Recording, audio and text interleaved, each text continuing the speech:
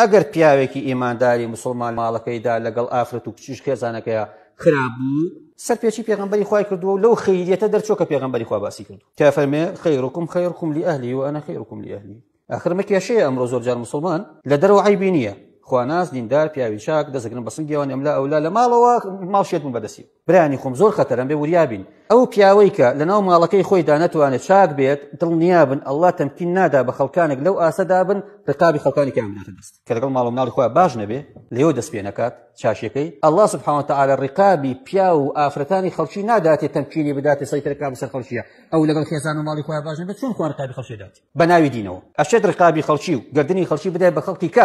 کە بەناوی غیری دینەوە خەڵک بچەوسێنێتەوە چکە غیری دینی پێ ناشری نەبێ بەس ناکرێت دینی ئەڵڵا دینی خۆی بداتە دەست خەڵکانێک ببنە سەبەبەوەی دینی پێ ناشرین پێ نایدا لەبەرە وریابن بۆیە پێغەمبەری خوا لە ئەخیری وفاتیە تەوسیەی ئەم ئومەتەیە کردەوەی نوێژ ئاگاتان لە نوێژەکانتان بێت ئاگاتان لەوانە بێت کە لەبەردەستانەیە مناڵەکانتان و خێزانەکانتان بیان پارێزن کە ئەڵڵا حورمەت دەدا بە ئافرەت